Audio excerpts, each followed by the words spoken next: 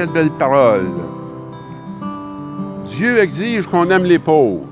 C'est une belle exigence. Parce qu'en réalité, on est tous pauvres d'une manière ou d'une autre.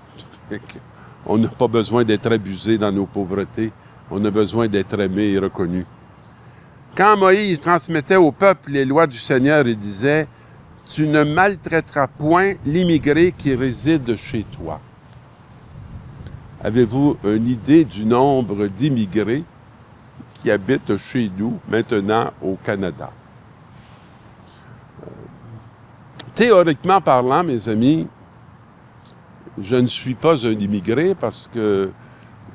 mais je suis le fruit d'une immigration, celle de la France, qui est arrivée un jour dans la province de Québec qui portait un autre nom. Et qui se sont établis ici, de telle manière que je suis la 13e génération en ce sol de cette immigration. Moi, je suis resté ici tout le temps. On pourrait dire que je suis chez nous. Mais la réalité, c'est que même en restant chez nous, c'est comme si j'avais immigré, parce que le monde dans lequel je suis maintenant n'a rien à faire avec le monde qui était quand moi je suis arrivé. Alors, tu ne l'opprimeras point. Tu n'abuseras pas de sa situation. Car vous étiez vous-même des immigrés en Égypte. Ah, puis là, il saute avant que je vous donne la terre promise. Hein. Vous n'accablerez pas la veuve et l'orphelin. Et si tu les accables et qu'ils crient vers moi, j'écouterai leurs cris. Et ma colère s'enflammera et je vous ferai périr par l'épée. Ça, on a souvent beaucoup de misère à comprendre ça. Puis pour moi, me semble, c'est tellement clair. Pratique l'injustice et sois assuré que cette même injustice, un jour, va se tourner vers toi. Voilà la colère. Voilà la colère. Si tu prêtes de l'argent à quelqu'un de mon peuple, à un pauvre parmi tes frères, tu n'agirais pas envers lui comme un usurier. Tu ne lui imposeras pas d'intérêt. Ça ne va pas tellement avec ce qu'on apprend au niveau, j'imagine, de MBA. C'est pas la logique financière. C'est une autre logique. Hein? Si tu prends en gage le manteau de ton prochain, tu le lui rendras avant le coucher du soleil parce que c'est tout ce qu'il a pour se couvrir. S'il crie vers moi, je l'écouterai car moi je suis compatissant.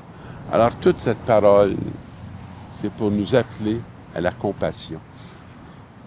Pas pour qu'on juge Dieu dans certains mots qu'on pourrait interpréter puis nous dire ça n'a pas d'allure être Dieu de même, puis ça n'a pas d'allure ci, puis ça a beaucoup d'allure de prendre soin des pauvres. Parce qu'on est nous-mêmes pauvres. Alors, Paul, lui, va se réjouir de la conversion des Thessaloniciens. Et ils disent, on entend parler de vous, puis j'en suis très fier. Il raconte l'accueil que vous nous avez fait, à la bonne nouvelle, à l'annonce qu'on est allé faire chez vous. Ils nous disent comment vous êtes convertis à Dieu, comment vous avez été sensibles. Et afin d'attendre des cieux son Fils qu'il a ressuscité, il vous a détourné des idoles, ce Dieu que vous avez reçu. Et vous commencez à avoir de nouveaux comportements et de nouvelles mentalités. Vous sortez d'un enfermement dans les biens de ce monde pour entrer dans une autre dimension qui est celle de la grandeur des fils et des filles de Dieu qui vivent la joie et l'espérance qu'ils ne sont pas faits pour la destruction, mais qui sont faits pour l'éternité. Et j'aime bien la dernière phrase de cette épître. en vous détournant des idoles afin de servir le Dieu vivant et véritable et afin d'attendre des cieux son Fils qu'il a ressuscité d'entre les morts, Jésus qui nous délivre de la colère qui vient. Il ne parle pas de sa colère, mais de la colère qui vient. Si on regardait la pandémie comme une colère qui vient parce qu'on n'a pas été si honnête que ça avec cette planète. On n'a pas fait à ce point attention à sa logique, à sa fragilité, à celle-ci et à celle-là, à cela. Mais cette colère qui vient, si on est dans la perspective de Dieu, elle n'est pas nécessairement quelque chose qui nous détruit. Elle peut être même l'occasion d'une réalité qui va nous convertir.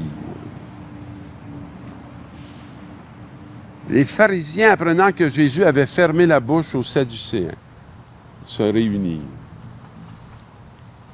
Fermer la bouche. Et l'un d'entre eux, un docteur de la loi, posa une question à Jésus pour le mettre à l'épreuve. C'est jamais pour entrer en relation, mieux connaître, pouvoir se saisir. Non, mettre à l'épreuve. Maître, dans la loi, quel est le grand commandement? Alors Jésus va lui donner exactement la réponse qu'il attend. Tu aimeras le Seigneur ton Dieu de tout ton cœur, de toute ton âme et de tout ton esprit.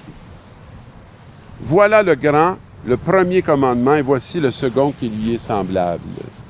Alors là, il va mettre une petite touche. Tu aimeras ton prochain comme toi-même. Tout ce qu'il y a dans l'Écriture, dans la loi et les prophètes, dépendent de ces deux commandements. Alors, mes amis, il sort de la tête pour entrer dans la pratique de l'amour du prochain. On peut vouloir défendre à tout prix des textes, des philosophies, mais ici, ce n'est pas une question de défendre, c'est une question d'être. Tout ce qu'il y a dans l'Écriture, dans la loi et les prophètes, dépend de ces deux binômes, on va dire, qui sont une façon d'entrer dans la réalité. Alors, mes amis, je nous souhaite qu'on devienne capable d'aimer, et d'aimer en acte et en vérité. Une bonne semaine.